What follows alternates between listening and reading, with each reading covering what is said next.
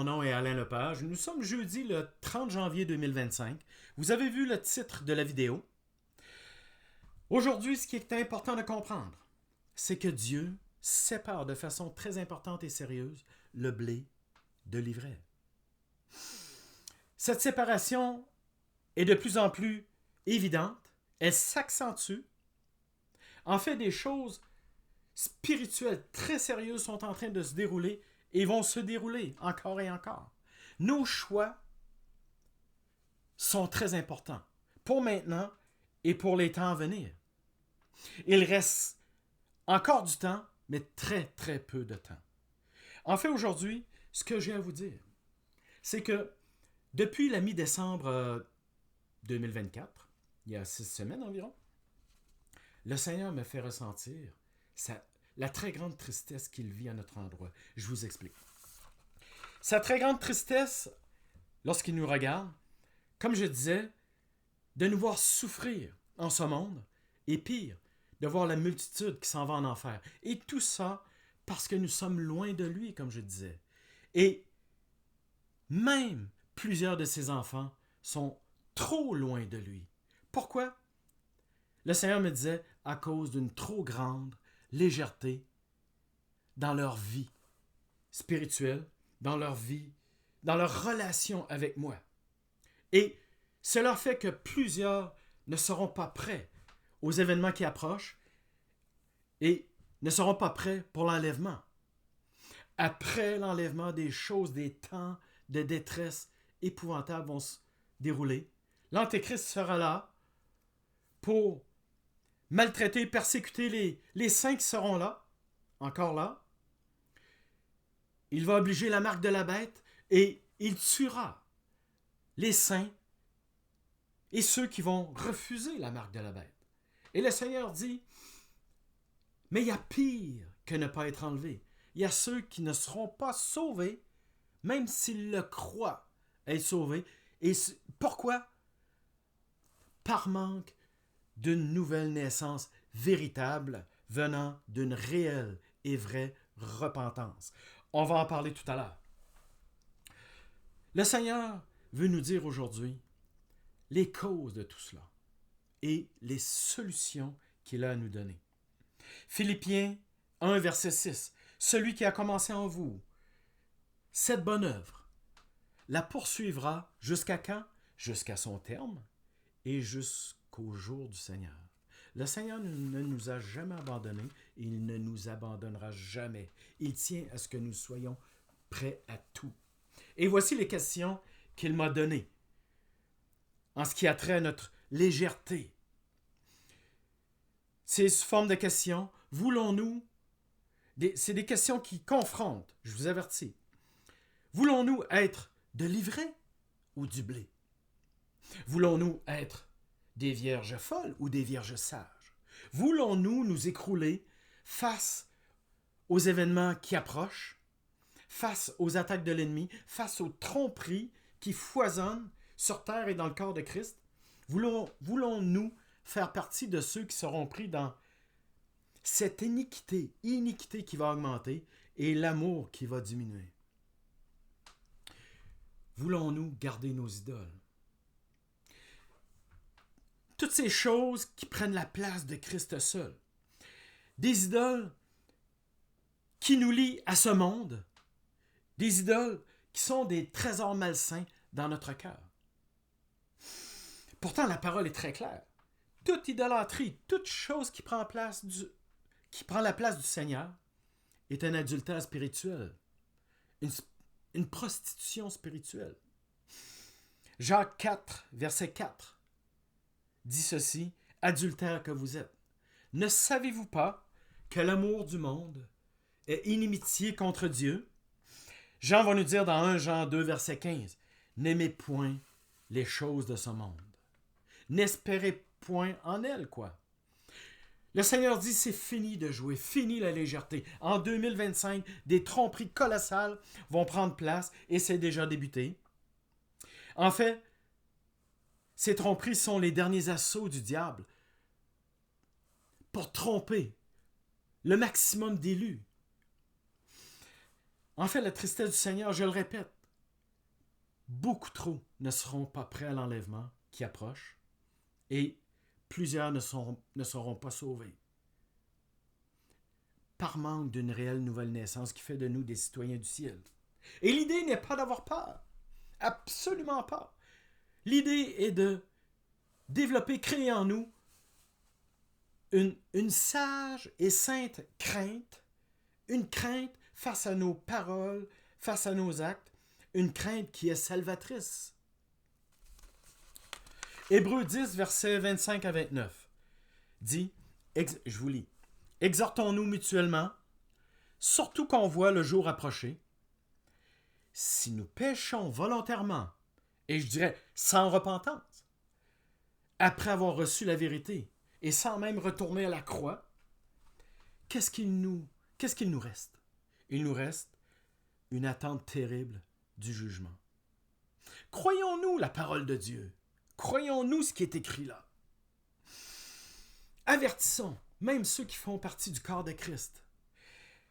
Écoutez Ézéchiel dans chapitre 3, verset 21. « Si tu avertis un juste, de ne pas pécher et qu'il ne pêche point, il vivra. » Pourquoi? Parce qu'il s'est laissé avertir, dit le Seigneur. S'il vous plaît, aujourd'hui, Hébreux 3, verset 7. Aujourd'hui, si vous entendez la voix du Seigneur, n'endurcissez pas vos cœurs. C'est un cri que je dirais qui vient du Seigneur. Et je vais vous conter quelque chose que j'ai vécu qui m'a fait comprendre la tristesse du Seigneur. Et ça, je l'ai vécu il y a quelques années avant 2020. C'est un processus de 12 mois dans lequel le Seigneur m'a embarqué, un processus d'épuration, de purification de mon être en entier, mais dans le détail, jour après jour, pendant environ 12 mois. Le Seigneur m'a amené à demander pardon pour une multitude de choses que j'avais fait à son encontre et contre des personnes que j'ai côtoyées. Le Seigneur m'a également amené à pardonner des choses qu'on m'avait faites et qui étaient encore là. Ça a été dans le détail. Et j'ai vécu quantité de délivrance, quantité de guérison à travers beaucoup de repentance. La clé, c'est la repentance. Et les résultats ont été magnifiques. Écoutez, jour après jour, je me réveillais et je m'apercevais que mes épaules étaient délivrées, débarrassées de quantité de fardeaux qui m'écrasaient. Je sentais mon cou se redresser, se délier. En fait, mon cou, mes épaules se redressaient. Et le plus beau, le plus grandiose, c'est que je sentais mon cœur se purifier jour après jour. Je ne peux pas expliquer, c'était un état de, je ne sais pas. Je sentais, c'était comme une légèreté, j'étais vidé de plein de choses malsaines. Je sentais mon cœur purifié. Et le Seigneur, au bout de ce processus, m'a dit ceci. Maintenant, tu as un cœur de chair. Et c'est là qu'il m'a donné Ézéchiel 36, versets 25, 26, 27. Et dans verset 26, ça dit ceci. « J'ôterai votre cœur de pierre et je mettrai en vous un cœur de chair. » Je l'ai compris, ce verset-là. Je l'ai vécu grâce à lui. Et il m'a dit ceci. « Maintenant, tu es apte à ressentir mon cœur. » Et à ce moment-là, j'ai littéralement vu le Seigneur dans la tristesse qu'il vit à notre endroit, comme j'expliquais tout à l'heure, de nous voir souffrir autant, loin de lui, et d'aller pour plusieurs en enfer. Et j'ai pleuré. J'ai pleuré la première fois, promis. J'ai pleuré avec le Seigneur pendant 1h15, je dirais.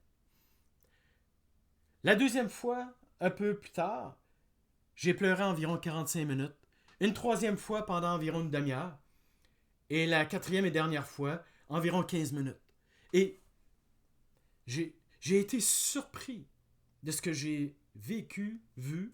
En fait, par après, je suis tombé sur Matthieu 5, verset 8 qui dit « Heureux les cœurs purs, ils verront Dieu. » En fait, j'ai découvert que ici-bas, on peut voir le Seigneur. Pourquoi je vous compte ça? Parce que c'est cette tristesse-là que je ressens dans le cœur du Seigneur depuis la mi-décembre. En fait, ce qu'il dit, c'est que nous sommes encore trop loin de lui, trop distraits par ce monde, trop attirés, attachés encore à ce monde. Le Seigneur veut nous montrer les causes de cela et nous donner les solutions que je vais vous donner tout à l'heure. Et notre plus gros problème, le voici, l'orgueil. L'absence d'une vraie humilité.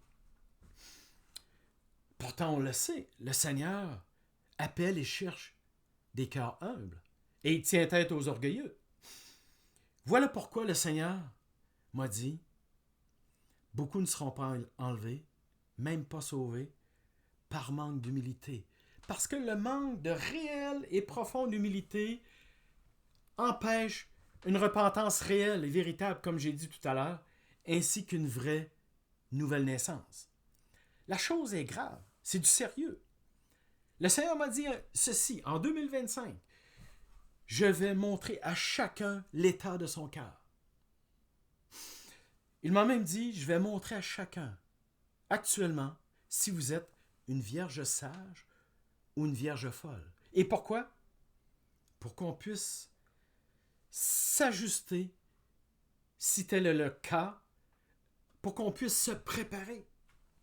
Et il m'a dit ceci, attention à ceux qui ne sont pas dans l'humilité, à ceux même qui se trouvent corrects, parce que le Seigneur m'a dit, ils n'entendront pas mes avertissements. Pourtant, le Seigneur dit, dans sa parole, qu'on devrait lui demander, lui dire, Seigneur, montre-moi si je suis sur une mauvaise voie.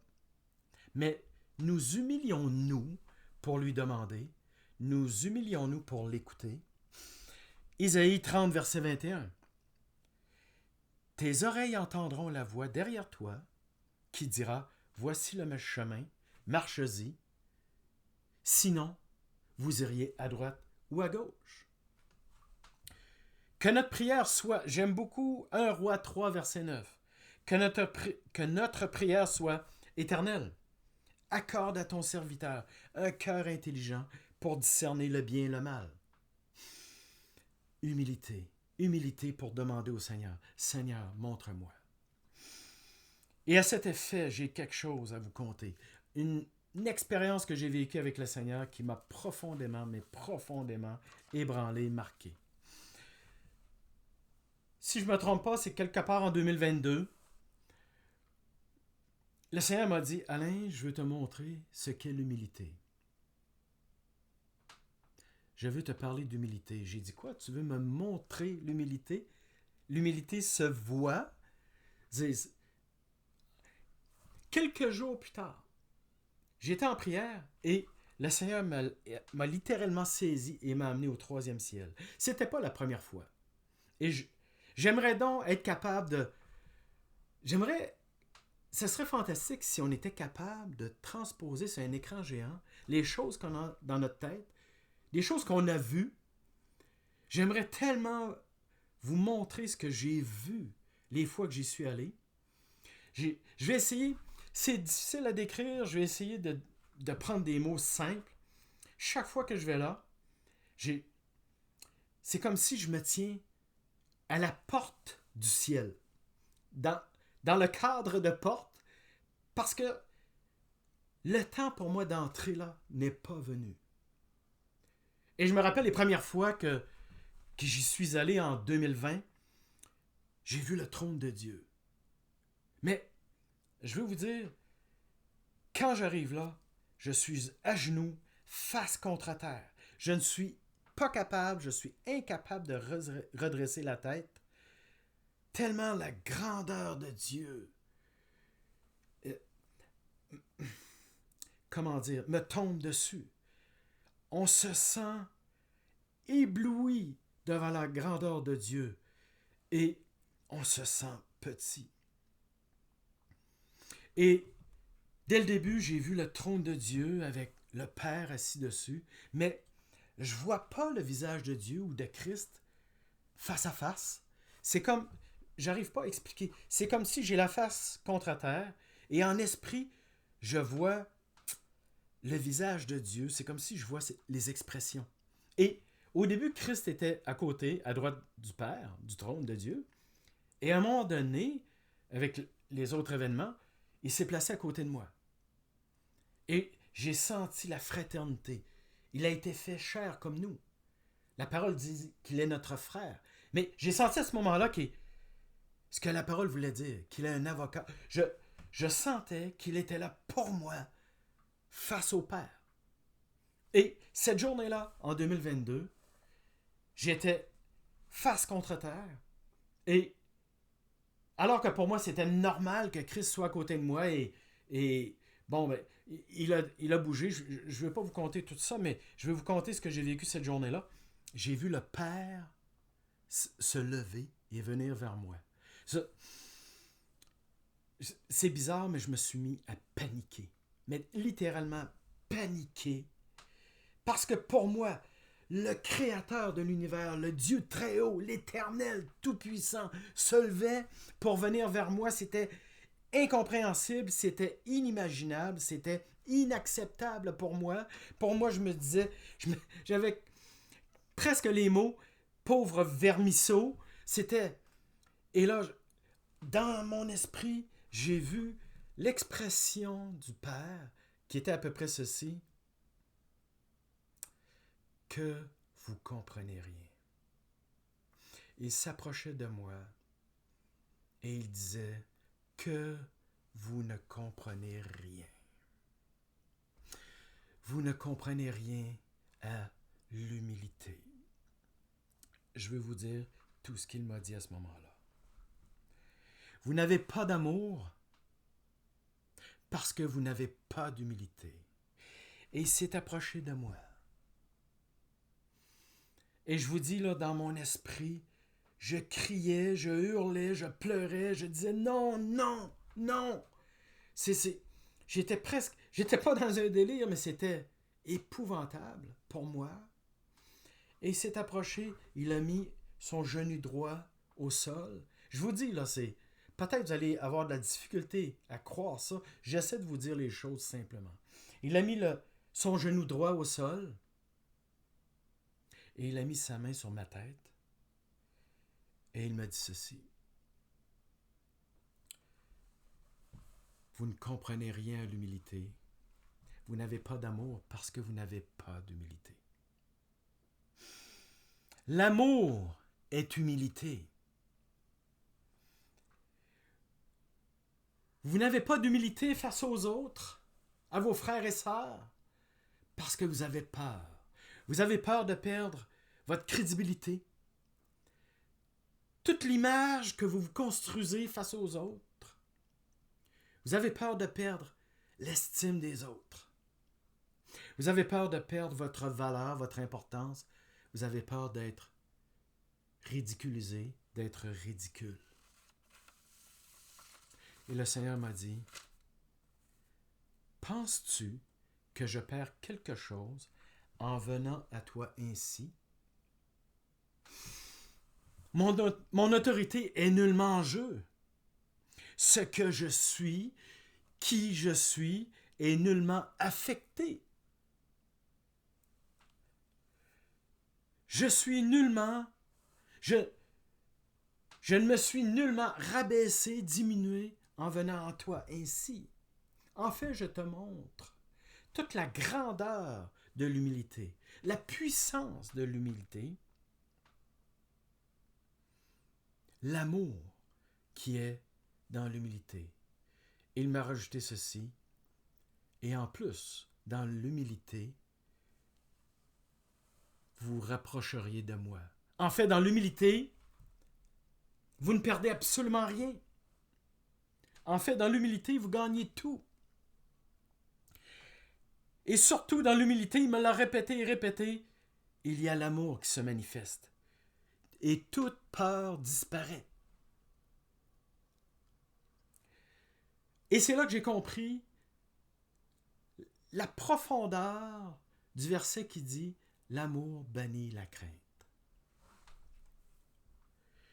Et il m'a répété « Dans l'humilité, vous vous rapprochez de moi. » Et j'aime et je recherche ceux qui ont un cœur pur.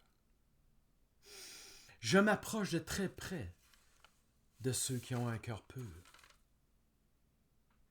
En fait, dans vos églises, vous avez vos hiérarchies.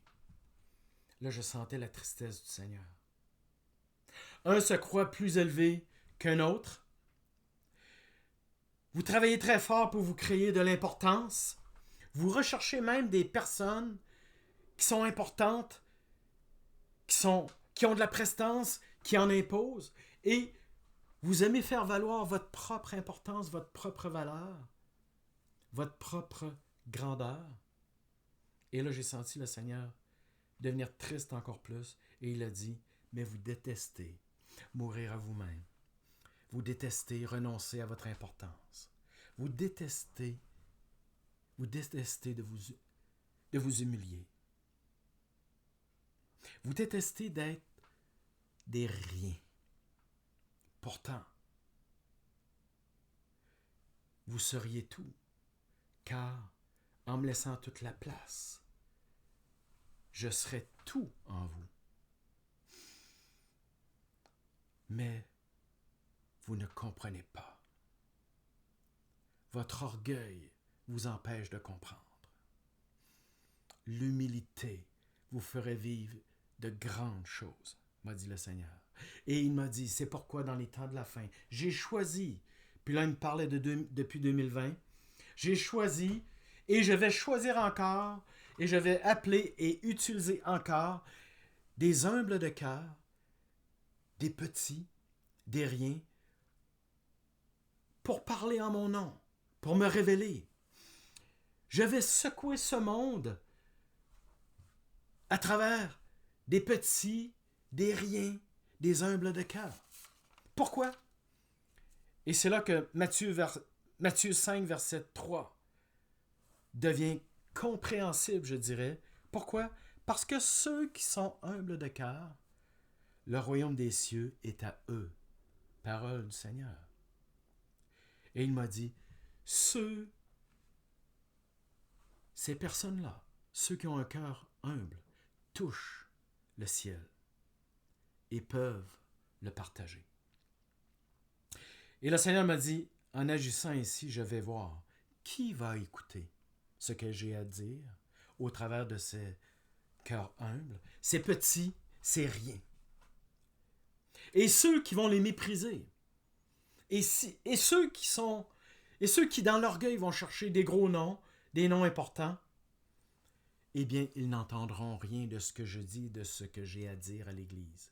Et ils ne seront pas prêts, m'a dit le Seigneur. Il m'a dit, car celui qui est humble, le petit, le rien, me laisse toute la place. Dans son cœur, dans sa vie. Psaume 51, verset 17. Ce qui est agréable au Seigneur, c'est un esprit et un cœur contrit. Contrit veut dire humilié. Un cœur humble. Le Seigneur m'a dit ceci, trop de mes enfants ne sont pas là pour me servir. Trop de mes enfants sont là pour se servir de moi, dit l'Éternel. Je vous appelle à la repentance. Hébreux 12, verset 6. Aie du zèle, repens-toi. Et voici ce que le Seigneur dit à son Église. Les solutions afin qu'on change et soyons prêts. Première solution, sanctifiez-vous, dit le Seigneur. Hébreux 12, verset 14. Sans sanctification, nul ne verra Dieu. Apocalypse 22, 11, verset 11. Que le Saint se sanctifie encore. Le Seigneur m'a dit, soyez esclaves de Christ et non pas esclaves du péché. Esclaves de Christ, Éphésiens 6, verset 9. Dans la Bible du français courant, dit, accomplissez la volonté de Dieu comme des esclaves de Christ. Esclaves du péché, Jean 8, verset 34. Qui se livre au péché est esclave du péché. Sortons de nous, de nos vies, tout ce qui est malsain, tout ce qui n'est pas de Dieu. Tout ce qui ne donne pas gloire à Dieu. Tout ce qui n'est pas la présence de Dieu dans nos vies. Deuxième solution, je veux dire, donnée par le Seigneur, sortons de cette toute paresse de nos vies, particulièrement en ce qui regarde la prière et la lecture de la parole. Et la lecture de la parole est importante. Est importante parce qu'elle permet de contrer tous les faux évangiles, toutes les tromperies qui véhiculent dans le corps de Christ. La lecture de la parole permet de nous affermir dans notre foi et justement notre compréhension de ce que Dieu veut, notre connaissance de la parole de Dieu. Mais Jacques 1, verset 22, nous dit clairement, ne vous contentez pas de connaître la parole de Dieu, mais pratiquez-la. Le Seigneur dit, beaucoup d'appelés, peu d'élus. Fini de jouer. Nous sommes dans une période où Dieu sépare vraiment le blé de l'ivraie. Voulons-nous être du blé? Apocalypse 19, verset 7. Les noces de l'agneau sont venues et l'épouse s'est préparée. Sommes-nous prêts? Matthieu 25, Jésus a dit au verset 10, et celles qui étaient prêtes entrèrent avec lui au festin des noces de l'agneau et la porte fut fermée. Crions, Seigneur, Seigneur, que dois-je faire pour être prêt? Crions au Seigneur, demandons au Seigneur. Troisième solution, c'est dans Colossiens 3, versets 1 à 4. Ça dit, cherchons les choses d'en haut et non pas celles de ce monde. Pourtant, nous sommes censés être morts en Christ. Ainsi, quand Christ paraîtra, verset 4, vous serez avec lui dans sa gloire. Trouvons ce qui nous lie à ce monde, ce qui nous attache, nous garde attachés à ce monde. Parce que le Seigneur m'a dit une phrase très dure. Si on tient à ce monde et à quoi que ce soit en ce monde, vous ne serez pas enlevés. Quiconque espère en ce monde reste attaché à ce monde et il ne s'élèvera pas. Pourtant, la parole est claire. Tout ce qui est plus important que Christ seul, tout ce qui prend la place de Christ est une idolâtrie. Un adultère spirituel, comme je disais tout à l'heure. 1 Corinthiens 6, versets 9 à 10, dit, pourtant, tout idolâtre n'héritera pas du royaume des cieux. C'est du sérieux, ça. Et j'ai un avertissement sérieux à donner. M. Trump est réellement un danger. Une très grande séduction pour le corps de Christ. Ce n'est pas une blague. Il y a une différence entre celui qui est trompé par M. Trump et celui qui en est rendu à être idolâtre de M. Trump. Parce que l'idolâtre est lié spirituellement à M. Trump. En fait, le Seigneur m'a dit ceci. La semaine passée, on a vu quoi? Le 20 janvier 2025, il y a eu l'investiture de M. Trump. Et du 20 au 24 janvier, les jours qui ont suivi, avait lieu à Davos, en Suisse, la réunion des grands, des élites de ce monde. M. Trump y était en vidéoconférence. Et le Seigneur me dit ceci, des liens spirituels énormes, intenses et puissants ont été créés et sont tombés sur ceux qui espèrent encore en ce monde, ceux qui croient et espèrent en M. Trump et à toute son équipe de milliardaires autour de lui. Là. Ézéchiel 14, versets 3 à 6, oui. Ces gens-là, les idolâtres, ces gens-là portent leur idole dans leur cœur. Et ils attachent leur regard sur ce qui les a fait tomber. Le Seigneur dit, revenez, détournez-vous de vos idoles. En fait, notre cœur, nos espoirs, le secours qu'on cherche, est-il dans Christ seul, comme la parole le dit? La parole est claire en ce qui concerne ces temps-ci, les temps de la fin. Psaume 146, verset 3 dit, pourtant, Ne vous confiez pas dans les rois de ce monde, qui ne peuvent pas, mais absolument pas, vous secourir, vous délivrer. Sans compter que tout ce que Dieu a en abomination, ils le font. Solution 4. Ne nous faisons pas prendre dans cette iniquité qui approche et qui va augmenter, et dans l'amour qui va diminuer. Et il y a une chose que j'ai comprise dans Matthieu 24, versets 48 à 51. J'ai compris ça très récemment.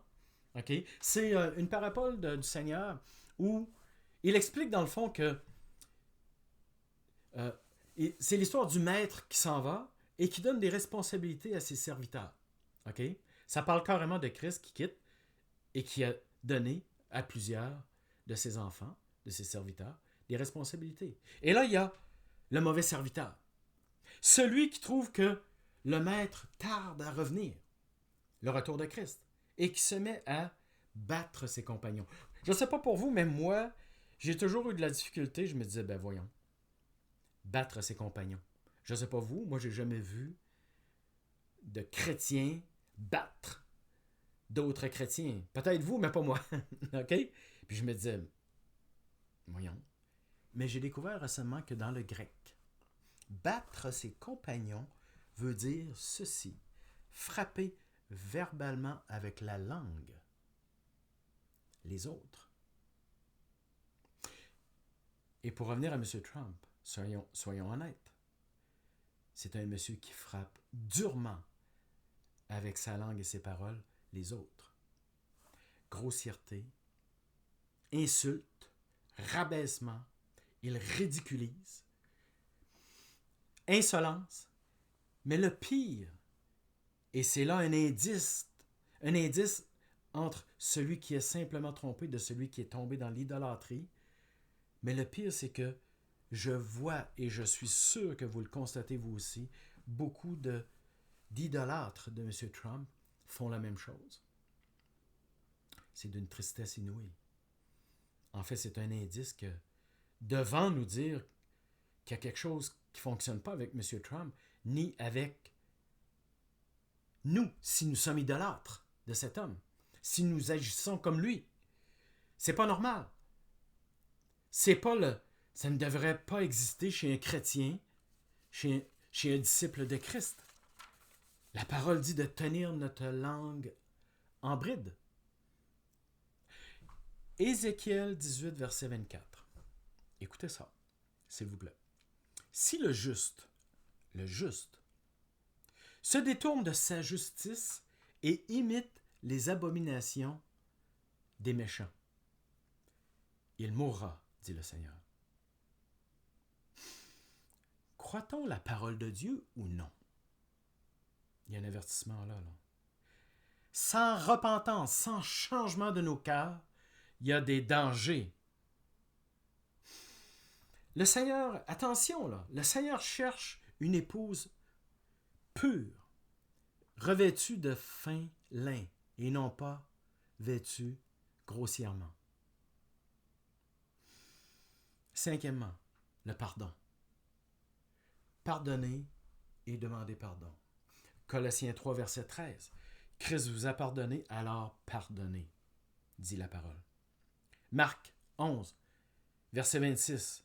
Jésus lui-même a dit, si en prière vous avez quelque chose contre quelqu'un, pardonnez, pour que Dieu vous pardonne aussi. Hey, c'est pas rien, là. On le croit ou non? Ce que Jésus lui-même a dit. Finalement, 6e solution, la peur. Oui, les événements sont difficiles. Oui, la peur pourrait être dite normale. Oui. Mais soyons honnêtes, la peur est un manque de foi et un manque de compréhension des Écritures et surtout des prophéties bibliques. Dieu est en total contrôle de ce qui se passe. Dieu permet, et les prophéties bibliques nous expliquent clairement ce qu'il en est. Les gens du monde ne comprennent pas. Mais nous, avec la parole de Dieu, nous devrions comprendre. Dieu est en contrôle. La preuve, il a tout annoncé d'avance. C'est la plus belle preuve qu'on peut avoir. Il a annoncé d'avance. Il sait ce qui se passe, il sait ce qui s'en vient et il nous l'a annoncé d'avance. Il faut arrêter avec la peur. En fait, 2 solutions. La lecture de la parole, elle apaise le cœur et l'esprit. Et la prière, non seulement elle apaise, elle solidifie notre foi. Et je vais vous conter quelque chose que le Seigneur m'a montré. À un moment donné, il me dit, Alain, pour chacun de vous, mes enfants, j'ai un jardin secret. Et en esprit, j'ai vu ce qu'il disait. J'ai vu, c'était beau là, un jardin secret, c'était pas tellement grand, ok? Et c'était très verdoyant. C'était beau. Il y avait du gazon, des fleurs, des arbres, il y avait un ruisseau, il y avait un pont, c'était merveilleux. Et cet endroit-là était entouré d'une clôture. Ça m'a dérangé un peu. J'ai dit, Seigneur, pourquoi il y a une clôture? Il m'a dit, parce que ce lieu est protégé. Il n'y a rien, mais vraiment rien, ni personne, ni quoi que ce soit, qui peut entrer dans ce lieu, sinon toi et moi, dit le Seigneur. Et c'est là que j'ai vu un banc. Un banc comme un banc de parc, là, ok? Et Jésus était assis dessus, et il m'a dit ceci. Il dit, j'attends chacun de vous. Chacun a son jardin secret. J'attends chacun de vous. Je vous attends. Venez vous asseoir sur le banc. Parlez-moi. Je vais vous écouter. Mais le Seigneur m'a dit, il y en a par contre, autant il y en a qui viennent jamais, et ça, je sentais cette tristesse, autant il y en a qui viennent et qui parlent,